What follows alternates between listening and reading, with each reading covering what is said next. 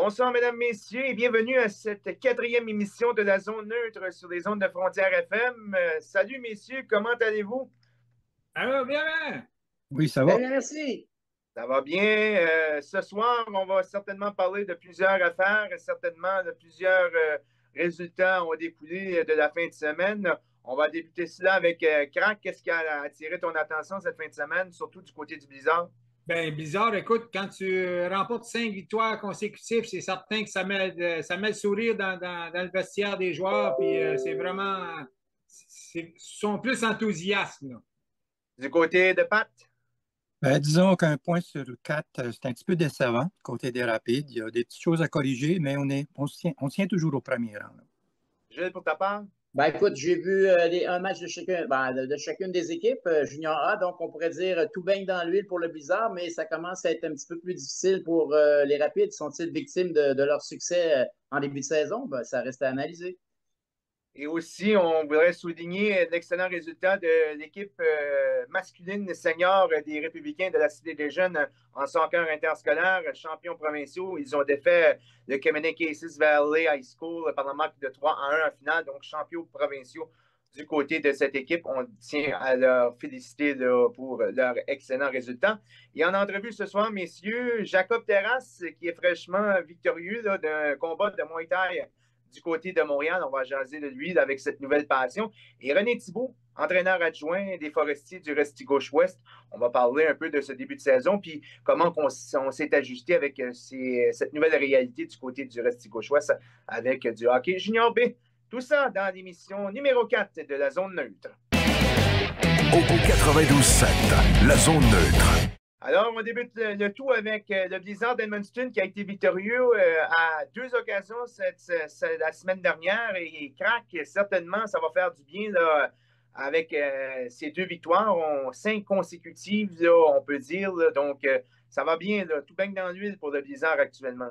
Ben, si on recule une semaine ou deux en arrière, on disait que c'est la première fois qu'on voyait les Blizzards au dernier rang. Écoute, après 5 victoires consécutives, c'est sûr qu'on remonte au classement.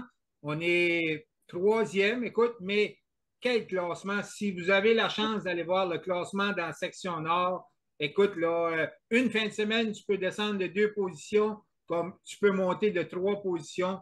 Donc, c'est des enjeux. Puis écoute, quelle partie qu'on a dans les équipes du Nord. Une partie de 3-2 au Centre-Jean-Daigle, une partie de 4-3, une partie de 2-1 l'autre jour, à Grand-Sault encore 6-5. Écoute, on a du beau hockey, là. Les gens peuvent s'en mettre sur la dent quand ils se présentent au Centre Jean-Daigle ou même au Centre EP Sénéchal. Qu'est-ce qui a changé du côté du Blizzard afin d'avoir du succès là, au cours des derniers matchs, selon toi, Crack? Ben écoute, on a jumelé, on a fait venir on a eu 2 joueurs, disons, Nika Jean qui est tout fait, tout clair. Il a marqué 3 ou 4 buts là, lors de ses 3 premières parties.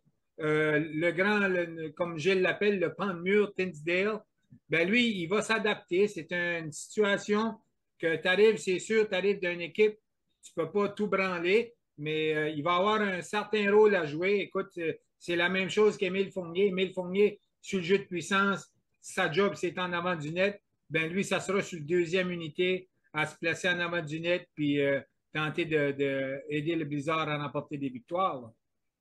Moi, je dirais que ce sont des acquisitions discrètes, mais pour l'instant, ça rapporte au Blizzard.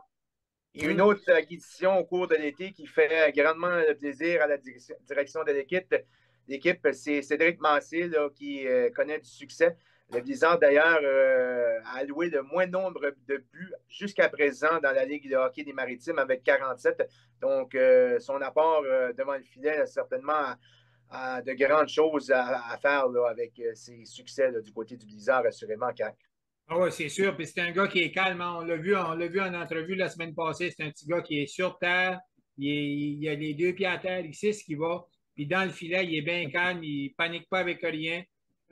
Puis, écoute, il joue la game présentement. Puis moi, d'un autre côté, j'aimerais souligner un joueur qui passe inaperçu. Bien, j'ai 2 joueurs qui passent inaperçus du côté des Blizzards. On a Noah Bro, qui a toute une saison, 2e compteur de l'équipe. Puis d'après moi, le meilleur défenseur des Blizzards, c'est Zachary Robichaud. Puis dans le circuit, écoute, je dirais qu'il est dans les top 5-6 du circuit présentement. On ne le nomme pas souvent des étoiles parce qu'on va toujours chercher soit le gardien qui a un jeu blanc ou quelque chose de même, ou un gars qui a marqué 2 buts. Mais je peux vous dire, moi, il y a 8 matchs que j'ai disputés au Centre Jean Daigues cette saison. Puis il y en a 7 que j'aurais pu peut-être bien donner une 4e étoile à Zachary Robichaud. J'allais justement de mentionner une 4e étoile, certainement, pourrait être méritée pour Zachary Robichaud. Et toi, Gilles, pour terminer ce segment...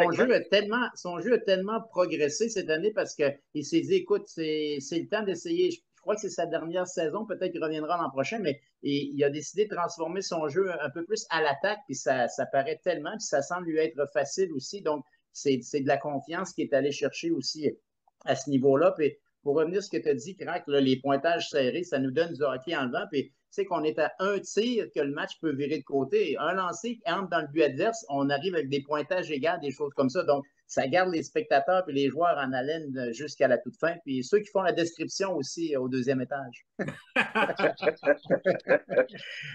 Et c'est tout le contraire du côté des Rapides. 2 défaites encore cette fin de semaine. Pat, qu'est-ce qui cloche actuellement chez les Rapides, selon toi? Bien, premièrement, il n'y a rien qu'à changer. C'est une équipe très talentueuse, une équipe qui est capable de marquer des buts.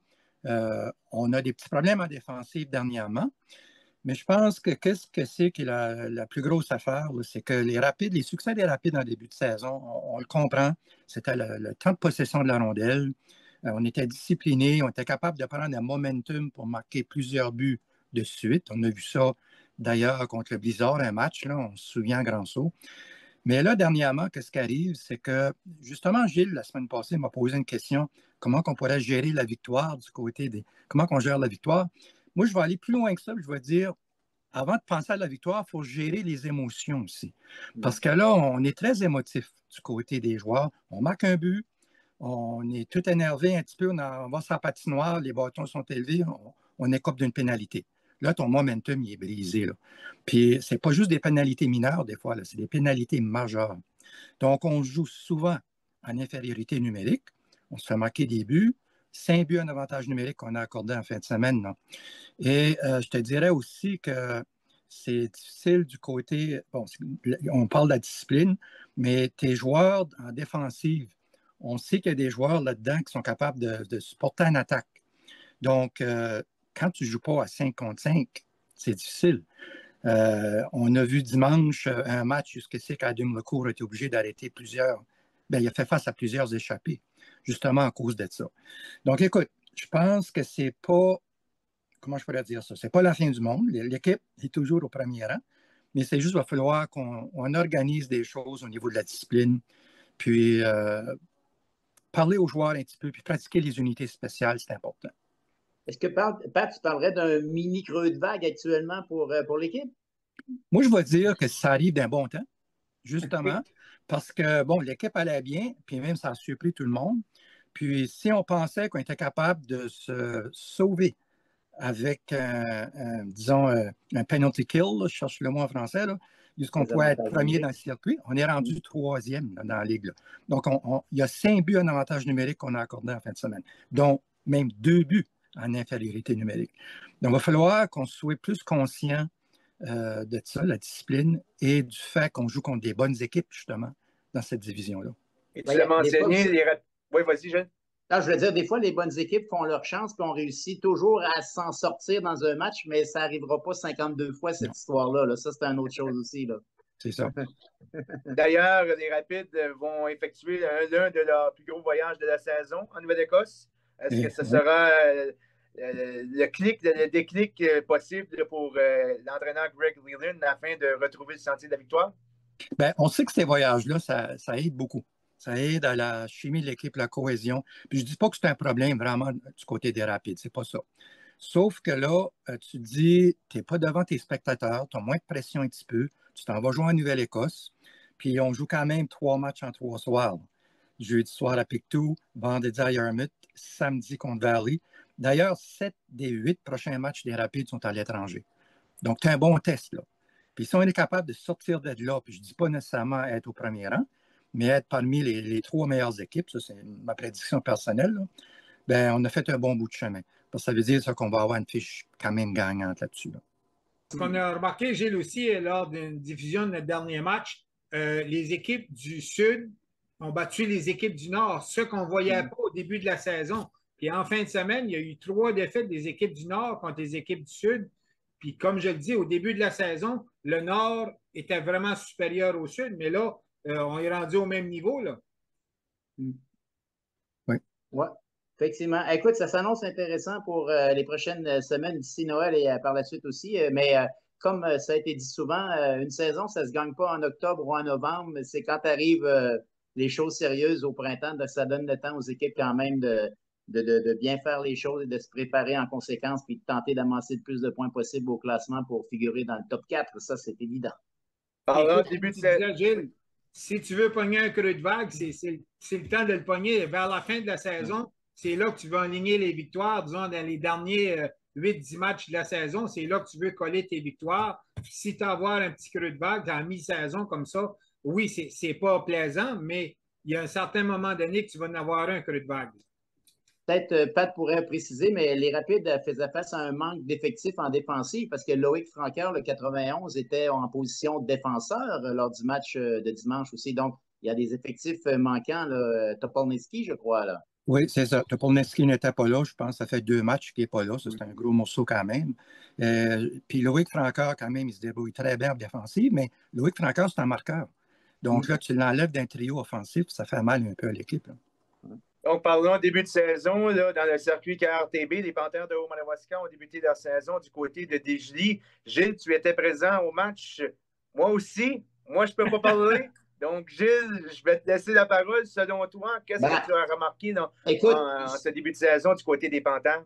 c'est certain que les Panthères, c'est une équipe jeune. On fait face à des équipes parfois plus expérimentées avec des hockeyeurs de 27, 28, 30, 35 ans et contre des jeunes qui sortent du hockey scolaire ou junior A, 19, 20, 22 ans. Je ne sais pas le plus âgé des Panthères. Je n'ai pas regardé la feuille là, pour connaître leur âge chacun. Là. Mais en même temps, c'est une équipe qui apprend à construire son identité. Il y a de la fougue là-dedans. Là, puis en fin de semaine, première présence de Gabriel Dumont, l'ancien professionnel avec les Prédateurs. Aussitôt la rondelle mise en jeu, il y a un joueur des Panthères qui est allé le frapper immédiatement. Puis Dumont n'a peut-être pas apprécié, mais il va falloir qu'il se rende compte qu'au hockey senior régional, il y a peut-être plus de contacts qui vont se faire à son égard. Là. Et puis, c'est ça. Donc, mais je pense que les Panthères, c'est un premier match. On semble avoir une équipe assez intéressante sur la glace. L'offensive, certainement, ça devrait débloquer. Et puis, c'est ça, c'est une équipe jeune qui apprend. Puis, malheureusement, l'adversaire sait aussi que c'est une équipe jeune qui n'a pas de s'équipe pas pour veiller tard, comme dit l'expression. Donc, on peut tenter la carte de l'intimidation parce qu'on sait qu'on a peut-être des joueurs plus robustes, mais que ça n'aura pas lieu du côté des Panthères. Avec 1 ou 2 joueurs de plus là, chez les Panthères qui peuvent brasser la cabane, comme on dit, ça serait toute une attitude différente de la part des opposants quand ils se présentent devant eux, selon moi. Là. Mais en même temps, c'est ça. Donc, ça devrait être une campagne en progression, j'ose croire, pour les Panthères par rapport à ce qu'on a vu là, les 2 premières campagnes dans la Ligue. Et puis, ce sera intéressant de les surveiller tout le long de la saison parce que c'est du hockey rapide, beaucoup de contacts physiques, beaucoup d'intensité. Et puis, après les hors-jeux, il y a de la rivalité dans l'air. Donc, c'est intéressant comme hockey. Ça garde les gens en haleine, bien évidemment, là, ce genre de spectacle. Avez-vous des questions, messieurs? Gilles, comme tu le disais, Gabriel Dumont, on dit que tu me disais qu'on l'a frappé un peu, il a comme pas aimé ça. Il va falloir qu'il se rende compte qu'il va se faire marquer puis tout le long de la saison. Là. Okay, probablement, il y a peut-être des joueurs qui ne se gêneront pas pour aller le frapper. C'est un joueur comme un autre rendu à ce niveau ici. C'est certain qu'il transporte tout un bagage avec lui. Là. Mais dans cette ligue-là, je pense que les gens ne regardent pas le numéro puis qui est devant. C'est du hockey senior, c'est comme ça que ça se joue sur la scène régionale. Puis il y a d'autres équipes qui sont beaucoup plus physiques aussi que les Prédateurs vont devoir croiser le fer. Alors, c'est ça. Mais quand même, ça risque d'être un joueur qui va attirer les foules, ça c'est certain. Et puis, pour l'exécution des passes, c'est certain que les passes de sa part sont sur la palette des adversaires, de ses coéquipiers, pardon, qui peut-être ne sont peut-être pas prêts à recevoir ce genre de passes que tu t'attends pas à recevoir. Là. Et puis, il devrait marquer sa part de but également, là, parce qu'il en a fait un vendredi, puis mettons que le lancer, là, il rentrera au poste, comme on dirait. Là. Alors, c'est quand même une qualité de lancer supérieure à la moyenne aussi de sa part. Donc, C'est un joueur qui devrait être un élément plus que clé pour les Prédateurs cette saison. Écoutez, on va devoir quitter pour la pause, seulement pour indiquer que les Panthères de Haut-Madawaska vont disputer leur prochain match du côté de Saint-Pamphile face aux Forestiers. Premier match de l'histoire de l'équipe dans le circuit KRTB à domicile. Ils ont joué du côté de Rivière-Bleue la semaine dernière à Saint-Pamphile, mais les Panthères vont se rendre du côté de Saint-Pamphile. Et premier match à domicile. C'est samedi, ça, Derek? Vendredi, hein? samedi? Vendredi, samedi? Samedi soir Samedi. du côté de Parfait. Saint-Pamphile. Puis la semaine prochaine, les Panthères vont officiellement jouer leur premier match à domicile samedi prochain là, du côté de Saint-François face au transport de Nicossin de Saint-Cyprien. Après la pause. Peut-être avant de terminer, Derek, mentionnons qu'au niveau du hockey junior A, se déroulera ce mercredi à Pictou, ce qu'on appelle la vitrine de la côte Est. Alors, les meilleurs éléments de la Ligue maritime vont affronter les juniors 3A du Québec. Je crois qu'on a choisi les joueurs dans un bassin d'âge particulier. Et pour représenter les Rapides, Zachary Michaud sera présent. Et du côté du Blizzard, Darian Thompson ainsi que le défenseur Lucas Fortin. Les gens pourront suivre ça comme d'habitude sur les zones de Flow Hockey, cette rencontre. Et on dit qu'il y a des recruteurs qui seront là pour regarder ce qui se passe comme talent sur la glace parce qu'on cherche des joueurs pour prendre part au sein de l'équipe du Canada au défi mondial de hockey junior A. Ça se passe à Trois-Rivières cette année du 7 au 13 décembre.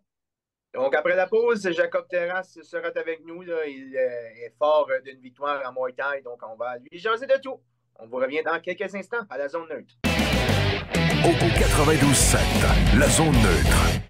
Nous sommes de retour à l'émission de la zone neutre et nous avons un invité bien spécial qui a remporté un combat en arts martiaux mix pas plus tard que samedi. Donc, Jacob Terrasse, comment vas-tu?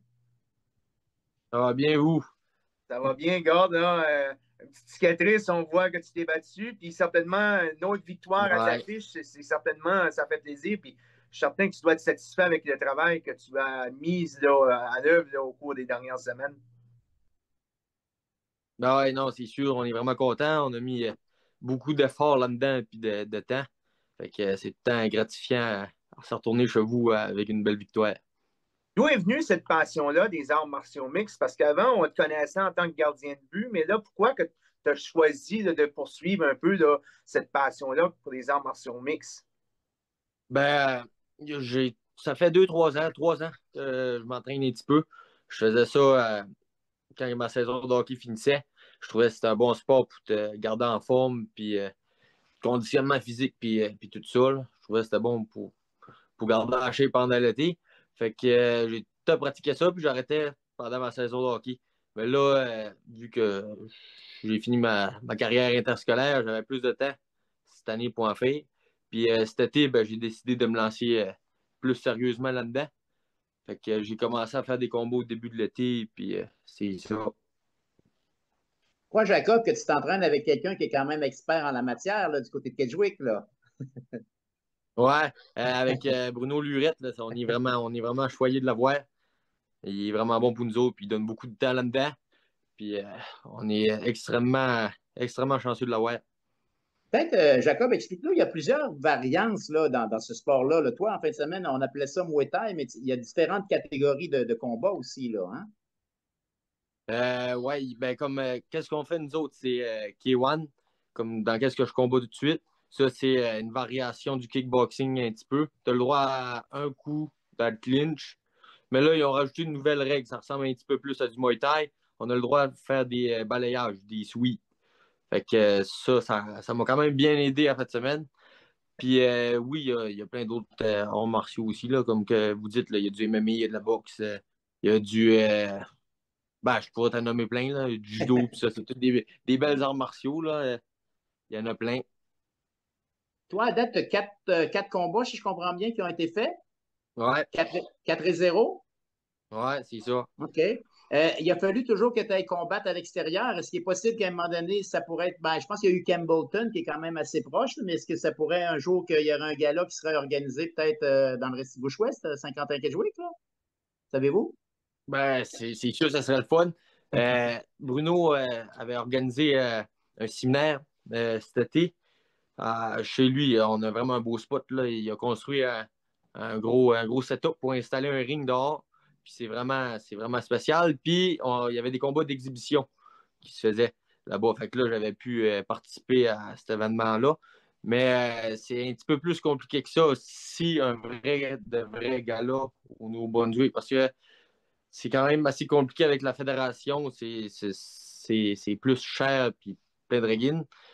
Mais au Québec, c'est pour ça qu'on va plus au Québec. C'est moins compliqué un petit peu. Puis je pense que la loi a passé en fin de semaine aussi que le kickboxing au Québec est rendu légal.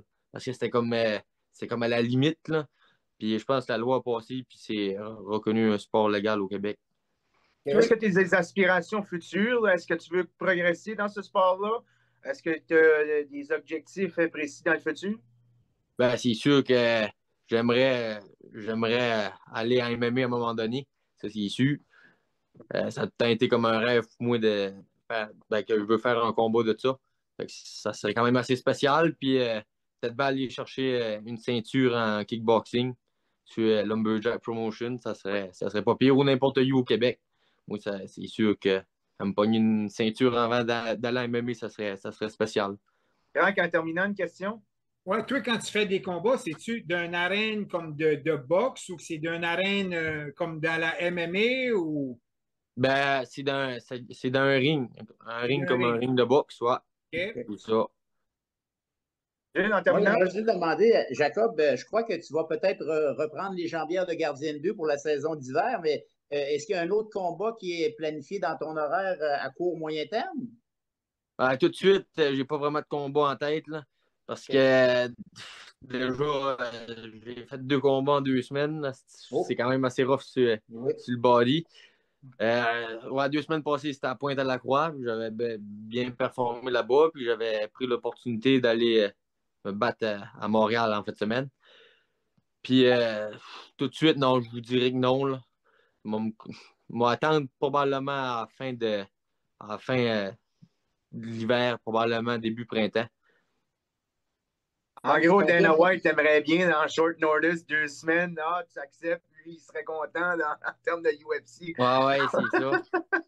donc, Non, c'est sûr, mais l'occasion était belle. Je voulais prendre ce combat-là. C'était contre un des élèves à Charles Jourdain, qui est au UFC, Louis Jourdain, qui s'entraîne à BTT, Brazilian Top Team. C'est là, à où que Charles et son frère s'entraînent. Fait que moi, je voulais battre ce gars-là qui s'entraîne avec eux autres. Fait que Donc, tu as fait un j'ai pris le statement, combat. en fait. Tu Ouais, as fait un j'ai statement dit, en anglais, on peut dire. c'est vrai de ça. Fait que, on va se faire un nom tranquillement, pas vite. Puis c'est ça. Hey, parfait, Jacob, tu on nous va te confirmes souhaiter. tu nous confirmes qu'on va te voir sur les patinoires régionales cet hiver? Ouais, du côté des Dynamos de Kedgewick. D'accord. On surveille Parfait. ça. Hey, on te souhaite Puis, la meilleure des chances, Jacob, pour la suite hey, de ta passion. j'aimerais dire aussi, je peux-tu rajouter un petit quelque chose? Oui. Oui, oui, ben oui. J'aimerais passer un petit merci pour Bruno Lurette. Puis je voudrais dire merci aussi à Kevin King d'Edmundston parce que je m'entraîne aussi là-bas. Fait que c'est juste un remerciement pour qu'est-ce qu'ils font pour nous autres. Voilà. Hey, parfait, ça. Hey, un gros merci, Jacob. On te souhaite une bonne saison du côté du Restigouche-Ouest avec le Dynamo et bon succès pour la suite des choses du côté des arts martiaux mixtes. On va te suivre certainement là, avec un plus grand œil. Donc, félicitations encore pour en fin de semaine. Un gros merci. Merci, Jacob. Bonne soirée.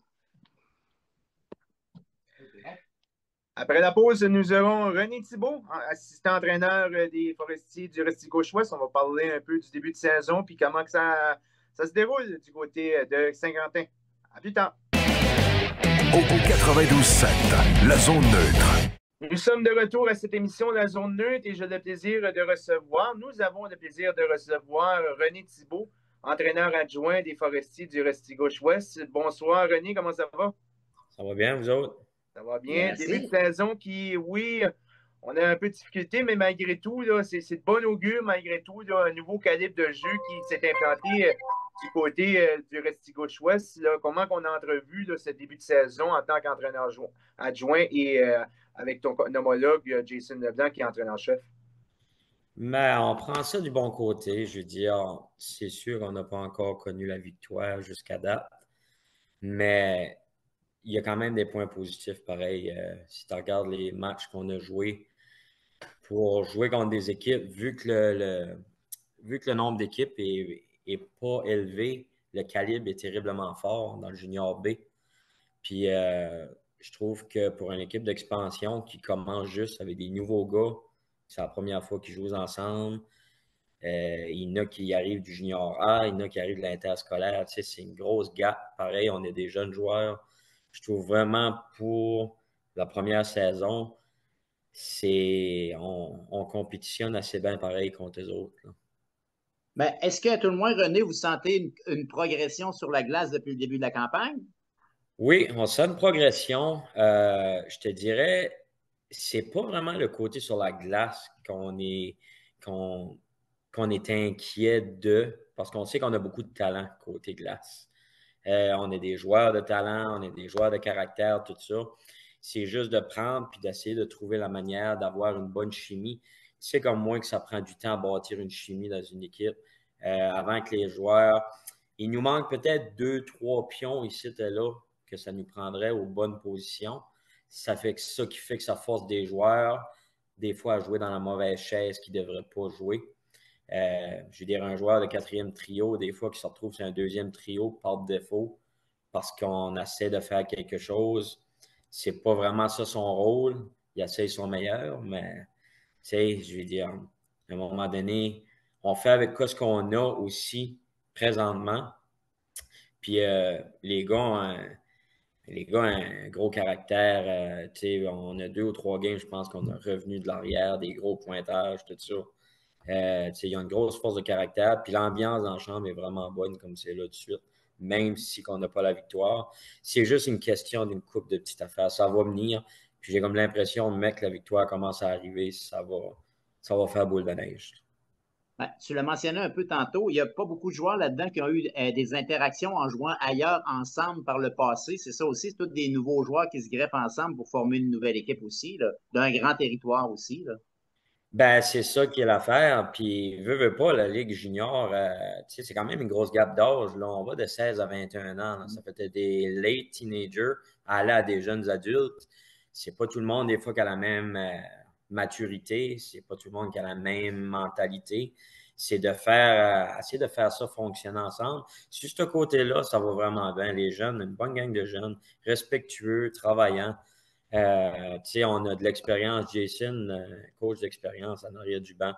Les jeunes apprennent beaucoup avec lui. Moi, j'apprends beaucoup avec lui aussi. Comme que je dis, on a 2 bons gardiens.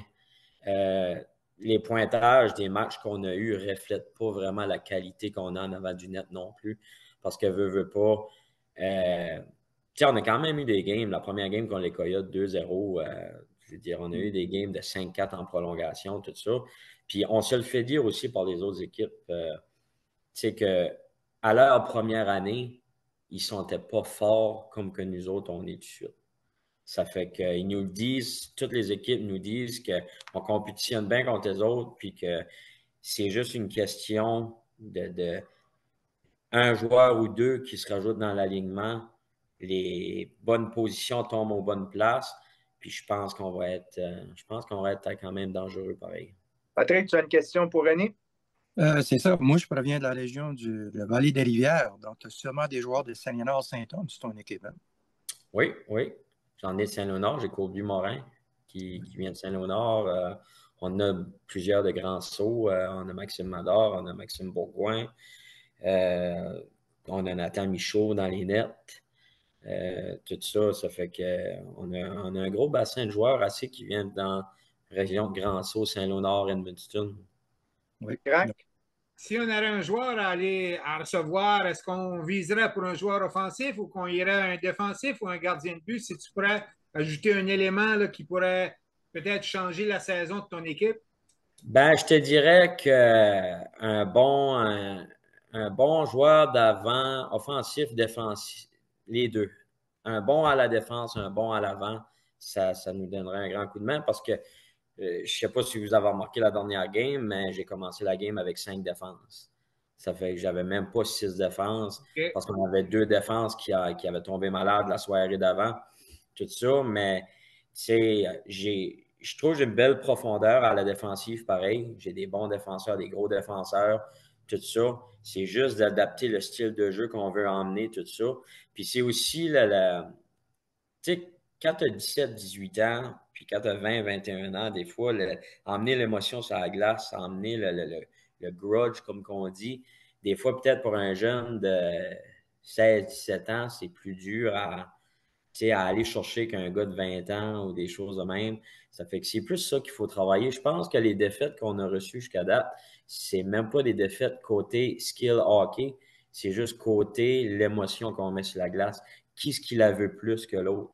C'est juste ça qui a fait qu'on en a échappé là, dans le bout des doigts comme ça. Là. En Mais terminant, de comment... 20 ans, comment est-ce que tu as de joueurs de 20 ans? Comment c'est une possibilité? Tu as comment de droit à joueur de 20 ans? Joueurs de 20 ans, on n'a pas de maximum dans le junior B. C'est les joueurs de 21 ans qu'on a un maximum. On a un Ah, OK. maximum, si je ne me trompe pas, c'est flou encore un peu, ça. Ça dépend à la ligue. Et ils nous ont parlé de 2, 3, peut-être 4. Ça fait que Puis ça, c'est une grosse affaire parce que la région du Restigouche-Ouest a été pénalisée un peu par ça parce que le seul hockey qu'il y avait dans la région Restigouche, c'était le senior. Pour les jeunes de 18, 19, 20, 21 ans, c'était le senior des Appalaches.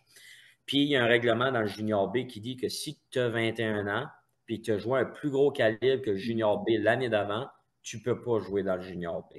Ça fait si tu as joué du junior A ou du senior, tu ne peux pas. On avait 7 21 ans au camp d'entraînement qui sont des excellents joueurs.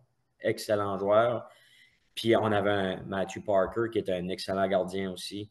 On avait 6 bons joueurs, des défenses, des avants. Mais malheureusement, on a eu les mains liées parce qu'ils ont tous joué senior l'année d'avant. Ça veut dire que c'est un règlement qui punit votre équipe à 100 là. Oui, puis on a quand même essayé de voir s'il y avait quelque chose à faire parce que veut pas, ils ont été joués seniors un peu par défaut parce que c'est la seule ligue qui avait à jouer dedans. Parce qu'on s'entend que c'était pas des joueurs. Il y avait beaucoup des autres que ça a été des joueurs seniors, mais c'était pas des joueurs seniors de première ligne. C'était peut-être des joueurs de troisième ligne ou quatrième ligne, puis ils jouaient peut-être une couple de minutes par game. Mais c'est de valeur parce que ça a enlevé la chance à ces joueurs-là de pouvoir vivre l'expérience junior à cause de ce règlement-là. Puis en même temps, je vous dirais que si on aurait ces joueurs-là dans l'alignement, mais c'est sûr que ça amènerait plus de maturité puis plus de profondeur puis ces choses-là parce que c'est quand même des joueurs d'expérience qu'on n'a pas été capable de mettre la main dessus. En terminant en 30 secondes, René, est-ce que l'engouement est ancré dans le Restigouche-Ouest? Certainement, les gens sont fiers de pouvoir encourager une nouvelle équipe là, comme les Forestiers. Je pense que oui, puis ça se démontre au game parce que je pense les premiers, là, ça fait le 3e match qu'on a à domicile. Les premières 2 parties, je pense qu'il y a eu pratiquement au-dessus de 700 spectateurs. Chaque partie, ça fait que l'aréna était pleine. C'est sûr que là, je pense que le monde comprend aussi que il y a une adaptation à faire avant que les victoires arrivent, puis ces choses-là. C'est juste une question de temps, ça va venir. Mais vraiment, là, le hockey mineur est rendu forestier. Dans le bout du Restigouche, il y a les forestiers, les jeunes sont là. Non, c'est vraiment une belle expérience. Puis le comité a travaillé jour et nuit là-dessus. Vraiment, les forestiers, pour avoir launché l'équipe en partant, ils ont été big, ils ont été gros. Puis c'est vraiment fait professionnel. Vraiment, là, la chambre des joueurs est parfaite. L'aréna, tout, l'uniforme, tous les petits détails, on pensé à ça. Puis ça a l'air vraiment pro, la manière qu'ils l'ont fait. Fort intéressant. Quels sont vos matchs? Est-ce qu'il y aura des matchs contre d'autres formations, Caraquette, Kent et le Sud-Est à venir? Est-ce que vous allez jouer contre l'autre conférence aussi durant la saison? Non, on prend, puis notre saison, c'est ça que c'est. On était supposé avoir, les Vitos sont supposés d'être là, puis Kensington et tout, était supposé d'être là. Les 2 équipes ont foldé à cause de restructuration, ces choses-là. Okay. Mais on tombe à 4 équipes dans la Ligue. Mais l'année prochaine, de quoi ce qu'on entend parler, il y a plusieurs équipes, je pense, qui seraient supposées de se rajouter. Okay. Je pense que la Ligue Junior B, c'est quelque chose qui commence à devenir en santé, puis que le monde, je pense, a beaucoup d'intérêt pour. Voilà. Donc, quelles sont vos parties du week-end en terminant? Comment? Quelles sont vos parties du week-end en terminant? Samedi, on a juste une game samedi à Caraquette. Tout ça. Fait qu'on rencontre les Poséidons à leur place. Puis on va essayer. La dernière fois qu'on a joué contre les Poséidons, ça finit 4-1. La première game, 5-4 en prolongation. On a remonté ça de 4-0 à 4-4 en fin de période. Ça fait que normalement, ça donne des bonnes games contre les autres. Là. Parfait, René Thibault, on vous Merci. souhaite la meilleure des saisons. Bon, merci à vous autres. Merci Salut. beaucoup. Merci Salut, beaucoup. Au 92.7, la zone neutre. Donc, les gars, messieurs, certainement une émission encore fort chargée. Certainement qu'on a appris plusieurs choses avec Jacob Terrasse. Aussi, c'est bien d'avoir parlé avec René Thibault. Donc, un grand plaisir d'être avec vous encore ce soir. Il y a encore du hockey à surveiller au cours du week-end avec le Blizzard d'Edmundston et les Rapides de Grand Sault. On parle aussi des Panthères du Haut-Madawaska qui sont en Saint-Pamphile. Donc, panoplie d'activités qui sont du rendez-vous cette fin de semaine. Hey, Blizzard, samedi soir, Saint-Jean-d'Aigle, visite des Timberwolves de Miramichi. Et les Rapides, c'est 3 matchs en 3 soirs. En Nouvelle-Écosse, on commence jeudi à Pictou. Voilà. Donc, On on va vous les souhaite suivre. une bonne soirée. On va les suivre tout ce qu'on peut. Oui. Donc, on vous souhaite une bonne soirée à tous et bonne soirée à vous trois. Donc, merci d'être avec nous encore sur les ondes de Frontières FM. Mais n'oubliez pas qu'on peut suivre l'émission sur la page YouTube de Frontières FM. Donc, vous pouvez aller consulter cette vidéo-là qui sera mise en œuvre là, dans les prochains instants. Merci encore. On se revoit la Merci semaine aux prochaine. auditeurs. Et salut. Salut. Au 92.7, la zone neutre.